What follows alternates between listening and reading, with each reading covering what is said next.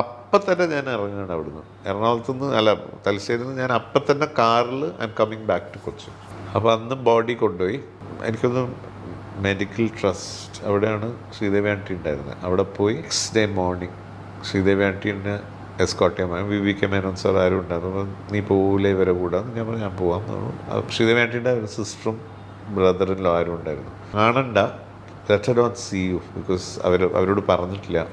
അങ്ങനെ ആൻറ്റിയുടെ കൂടെ നമ്മൾ ബാംഗ്ലൂരേക്ക് പോകുന്നു. അപ്പോൾ എനിക്ക് അതിൽ ഭയങ്കരമായിട്ട് എന്നെ ടച്ച് ചെയ്തൊരു സംഭവം, ഞാൻ ഫ്ലൈറ്റിൽ ഇങ്ങനെ ഇരുന്ന്, ഞാനൊരു വിൻഡോ സീറ്റിലായിരുന്നത്. അപ്പോൾ ആൻറ്റീനെ ആ സീറ്റ്സൊക്കെ മാറ്റി സ്ട്രെച്ചറിൽ she can sit down, she was lying down. ഞാനിങ്ങനെ ജനലിൽ നോക്കിയിരിക്കുമ്പം അപ്പോൾ ആ പ്രോഗ്രാമിന് മോനിഷ ഷോപ്പിംഗ് കഴിഞ്ഞ് വന്നാൽ നമ്മളോട് പറയും today I bought this, I got this എന്നൊക്കെ പറഞ്ഞാൽ. അപ്പോൾ എനിക്കൊരു ഫ്ലോറസെൻറ്റ് ഒരു ഓറഞ്ച് സൂട്ട് കേസ് സാംസണൈറ്റിൻ്റെയോ ഒരു അസാധ്യം നല്ല ഭംഗിയുള്ള ഒരു സൂട്ട് കേസ് അവർ വാങ്ങിയിരുന്നു. അപ്പോൾ എന്നോട് Vineeth I bought this, did you see എന്നൊക്കെ പറഞ്ഞാൽ എന്നെ കാണിച്ചു തന്നു.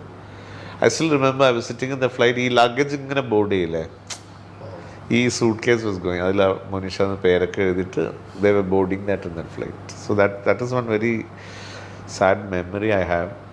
ഡിസംബർ 5 ആ കഥ നമുക്ക് എത്ര കേട്ടാലും മതിയാവില്ല.